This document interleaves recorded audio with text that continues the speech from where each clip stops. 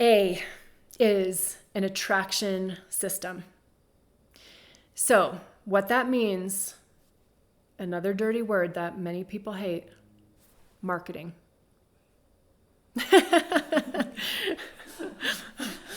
Yeah, so here's what I have to say, first of all, about marketing.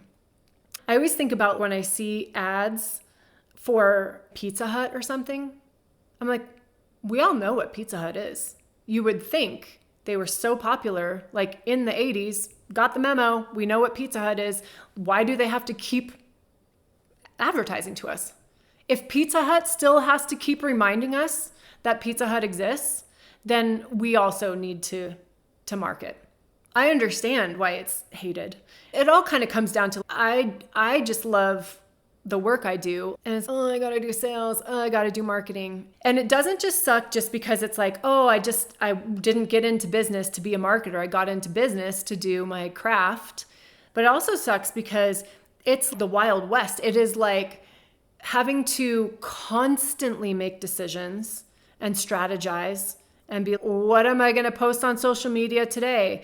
Just because you're supposed to, and just to have a presence on social media. But like, did that even get me a customer? I don't know. I'm just supposed to do it. Is it moving the needle or is it not? I don't know. And so it's very tempting to just not do it, or it happens inconsistently, or just the decision fatigue. It's exhausting. So that's why we need an attraction system. Keyword system, also keyword attraction. So keyword attraction, because this is basically how are you attracting people to what you do. The people that I work with are like the best at what they do. It's just sometimes they're the best kept secret. And so they're not necessarily the most successful at what they do yet, but they're the best. So anyway, how do we attract those people to us? And then the other keyword, system. We need a system for that, because it is impossible to shoot from the hip with your marketing. And like I said, that's exhausting. It's also not effective, because how do you know like what you're posting that day is going to result in anything? So there's really two ways that I teach as far as building an attraction system. And here's the thing, I've shared a bit about this before, but I am a person, call this like an overcompensation for ADHD, call it what you will. Let's just call it an overcompensation for ADHD, because that's what it is.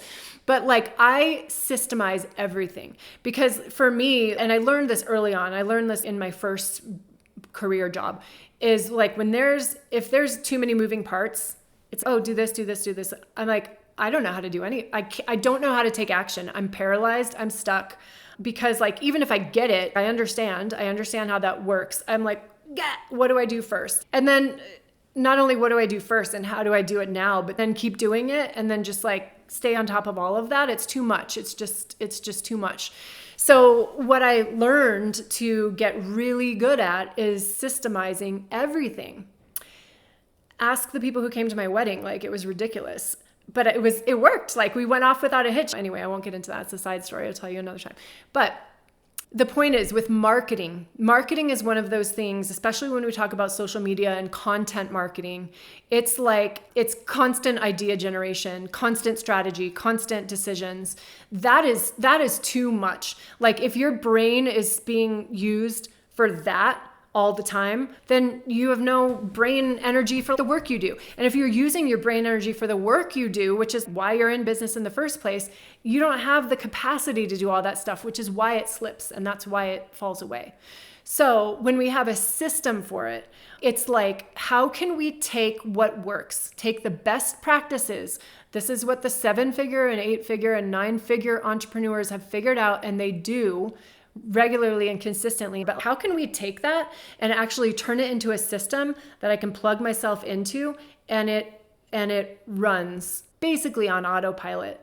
And it doesn't mean that there's zero strategy involved, but here's the difference is you strategize once, and then the micro decisions are way, way easier, because the way that it's done mostly is strategy, strategy, strategy, strategy. That's exhausting. This is strategy once, and then it's like little tweaks, and the content pops out. This is a whole other conversation that we have to have. Yeah. But I'll just share the two types of content that are involved in the machine are, number one, organic content. And then the other one is paid content, ads. And both of those are so intimidating and scary for most people. Like, just organic content. Like, let me just go barf in the plant in the corner. And ads. Oh my God, that's terrifying. It just sounds like, let me just throw money into something that may or may not work. And that's terrifying, right? So for most people, it's ads, scary, get it away. And organic marketing, tried it, have done it so many times. And like, I don't want even you to tell me the best practices to be consistent with it. I don't want you to tell me to have a morning routine and wake up and meditate and drink green juice and then post something on social media. Like, no, punch you in the face. Like, it's not happening. So that's why we have an attraction system. Both of those things will be happening, but with a teeny tiny fraction of the energy and effort and decisions and strategy. Like, let's make it easy. I'm a big fan of the easy button. Love an easy button. Yeah. Tell me about the organic. What does that mean? As someone who hates marketing and is unfamiliar with even those the words. Yes. Okay. Organic content just means content that you are not paying to get viewers to it. So organic content means just posting on social media or blog articles and that kind of thing. Mm-hmm. Whereas paid traffic means putting some money behind content. So, and I will say this, the way, because I can see the disgust in your face even as I said that. Yes. You're like, Not doing it. Yeah, totally. The paid traffic for me was very scary. I've done ads before and been burnt by it. I got results and I paid a lot of money and it was very mysterious the whole time. That was scary. Is I'm hiring another company, an ad firm to run my ads. I don't know if they're good at what they do or not. I don't know.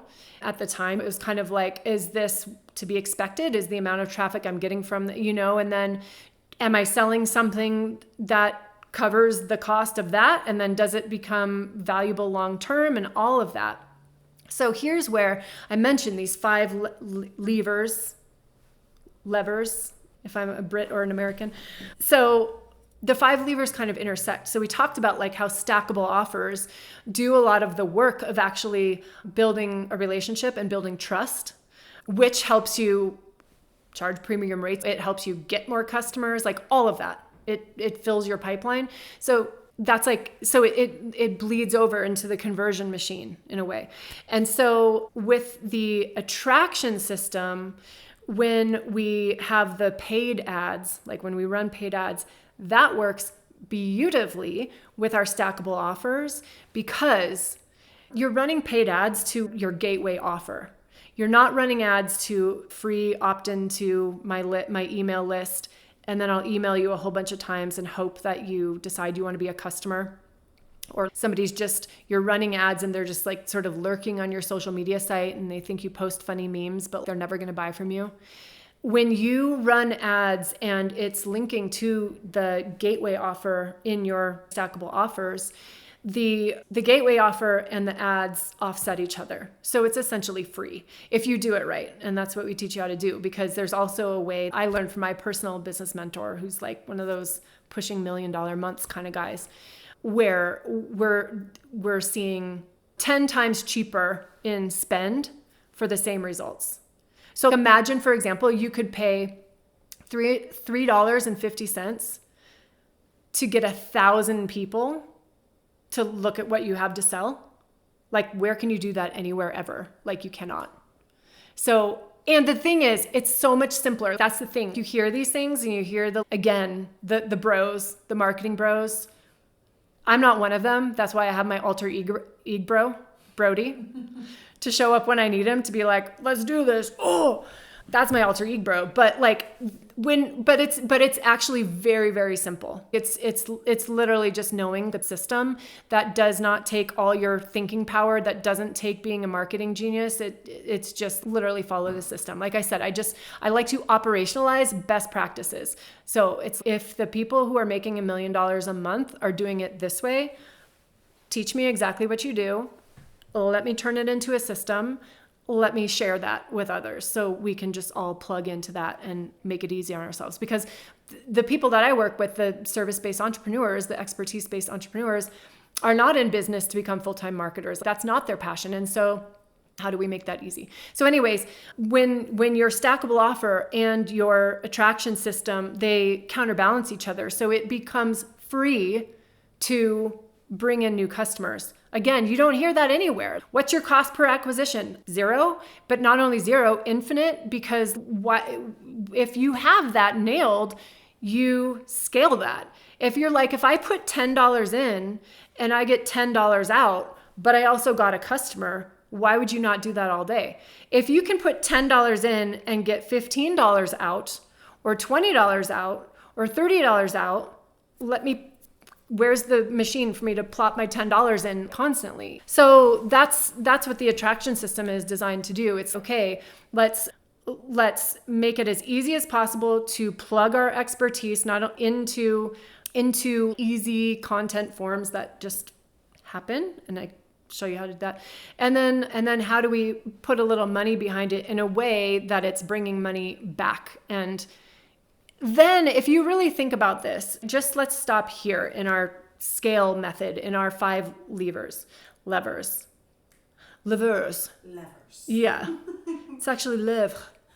If we start with, you have a stackable offers. So you've taken your expertise and you've built offers around them that deliver your expertise to more people in a more scalable way. You've got that. That right there is the shift of your business model. That is what takes the ceiling off your business, is when you have your stackable offers. That's what takes you from being capped at, no matter how hard I work, I'll never break 150 grand a year, to millions. Yes, you can. There's no cap when you have the stackable offers right? Then you've got your conversion machine. That is, okay, let's convert people from looky-loos into they are my customers. That's obviously where your money comes from. Now you have your attraction system, which is let's bring people in. And if you've got your attraction system built to where it is costing you nothing and taking very little of your energy, crank up the volume, turn that up. Because no matter how hard you turn up the volume on a business that's got a ceiling, you're just going to end up in the capacity cage. But if you take the ceiling off because you've got your stackable offers and you've got your conversion down, then crank the volume up all the way on that attraction system. And that's your business. That's your scalable business. That's your leveraged business.